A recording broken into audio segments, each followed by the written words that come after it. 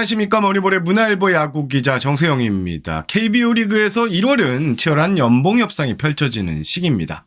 최근 기아의 김도영 선수의 올해 연봉을 두고 이런저런 예측 기사가 나오고 있는데요. 그래서 머니볼은 김도영 선수를 비롯해 지난해 우승팀 기아의 연봉 협상 이야기, 여기에 덧붙여서 한국 시리즈에 진출했던 삼성의 이야기를까지 곁들여 연봉 협상 이야기를 좀 해보고자 합니다. 스토브리그엔 머니볼이죠.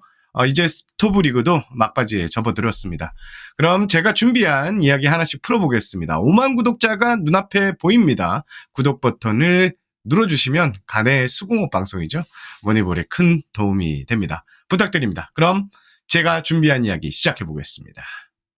지금 옆에 보시는 게 오늘 하루 김도영 선수의 새 시즌 연봉을 다룬 뉴스입니다. 오늘뿐 아니라 지난해 MVP를 차지한 김도영 선수가 얼마나 오래 연봉을 받을지는 이번 스토브리그에서 중요 관심사 중에 하나입니다. 어제 제가 출연한 유튜브 스포츠앤 플러스에서 살짝 말씀을 드렸었는데요. 김도영 선수의 연봉 협상을 취재한 이야기를 전달해 보겠습니다.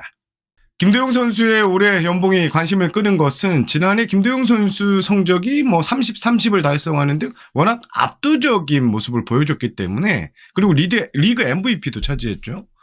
여기에 유니폼 판매 등 구단 마케팅에서도 상당한 기여를 했기 때문입니다.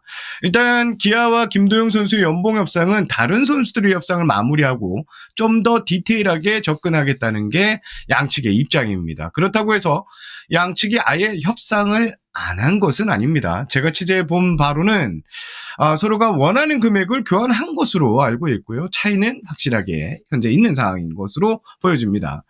일단 선수 측은 하재훈 선수가 갖고 있는 역대 최고 인상률이죠. 455.6%의 연봉 상승을 기대하는 분위기가 감지가 됩니다. 김도영 선수가 올해 연봉으로 만약 5억 6천만 원을 보장받으면 이 하재훈 선수의 기록을 깰 수 있는데요. 상징적인 사건이 될 수 있을 것 같습니다. 사실 이 연봉 협상이라는 게 당연히 선수 측은 더 받으려고 할 테고 구단은 다른 선수와 형평성도 고려하기에 보수적으로 접근하기 마련입니다. 실제 기아 구단 같은 경우에도 마음 같아서야 지난해 통합 우승의 1등 공신이죠. 김도영 선수. 그리고 구단 재정에도 어마어마하게 기여를 했 이 김도영 선수에게 많은 금액을 주고 싶지만 다른 선수들과의 계약도 분명히 고려를 해야 됩니다. 실제 기아의 셀러리 캡은 올해 많이 증가했다. 올해 20억이 증가했다고 해도 지난해 통합 우승을 차지했기 때문에 주축 선수들의 연봉이 많이 오를 수밖에 없는데요. 특히 주전 유격수 박찬호 선수 같은 경우에는 시즌 뒤 FA 자격을 얻습니다. 그리고 트레이드를 통해 데려온 조성우 선수의 연봉도 고려를 해야 됩니다. 때문에 김도영 선수 연봉 협상을 뒤로 미뤘다는 게 심재학 단장의 설명이었습니다. 자, 그래도 머니볼에서는 김도영 선수의 연봉을 예측을 해보면 올해 연봉은 이미 많은 이들이 예측하는 것처럼 이정우 선수가 갖고 있는 4년차 최고 연봉 3억 9천만 원은 무난히, 아주 무난하게 돌파할 것으로 보여지고요. 연봉 5억 원 돌파도 충분히 가능한 것 같습니다. 일단 양측은 연봉 협상에서 얼굴을 붉히지 않겠다는 입장을 취하고 있는 것으로 알고 있는데요. 그래서 예측을 해보면 저는 5억에서 5억 5천 사이에 연봉의 합의점을 찾을 수 있을 것 같다. 이렇게 말씀을 드리고 싶습니다. 한번 지켜보시죠. 자, 김도영 선수 외에 저연차지만 큰 폭의 상승을 기대되는 선수는 지난해 필승 개투로 활약했던 곽도기 선수. 이 선수의 연봉이 얼마나 될지 저 개인적으로 상당히 궁금한데요. 지난해 어마어마한 활약을 보였죠. 70경기 이상 등판을 했고요. 개인적으로는 이 선수 연봉이 억대 연봉에 합류를 했을 거라 이렇게 예측을 해보겠습니다. 확실한 마무리 투수죠. 정혜영 선수도 이제 막바지 협상 명단에 좀 들어가 있는데요. 아직 사인은 안 한 것으로 보여지고요. 정혜영 선수가 지난해 2억을 받았는데 올해 훌쩍 뛴 금액에 사인을 할 것으로 봅니다. 이래저래 따져보면 기아는 참 다른 선수들 연봉도 올려줘야 되고 김도영 선수의 연봉도 이렇게 많이 올려줘야 되고 머리가 아플 것 같은데요. 제가 요즘 좀 적중률이 상당히 높죠. 두 선수의 연봉 결과 예를 들면 김도영 선수 5억 돌파, 곽도규 선수의 억대 연봉 돌파 한번 지켜보시기 바랍니다. 그리고 기아 전체적으로 좀 살펴보면요. 스프링 캠프 출국 전에 연봉 협상을 모두 완료한다는 방침입니다.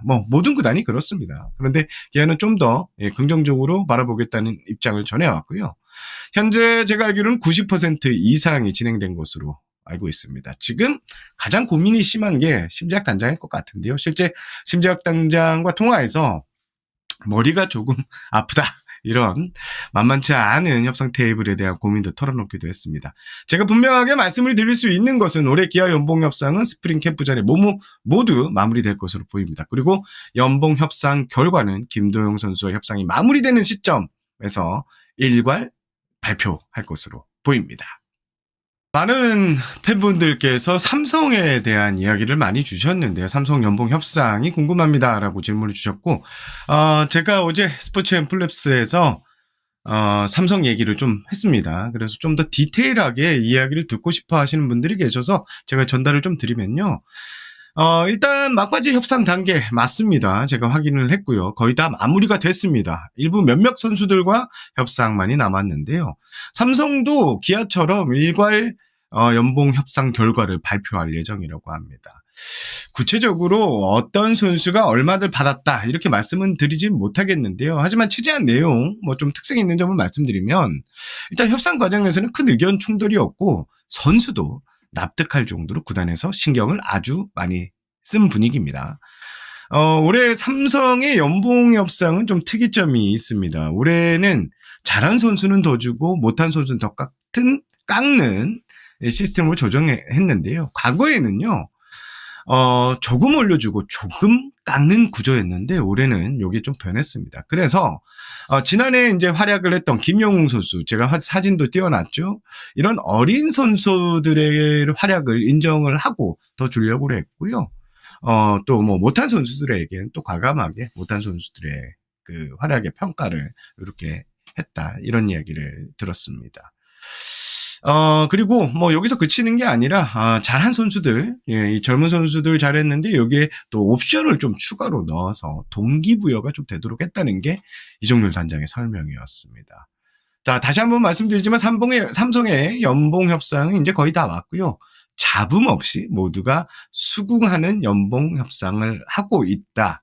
요렇게 요약을 해 드리겠습니다.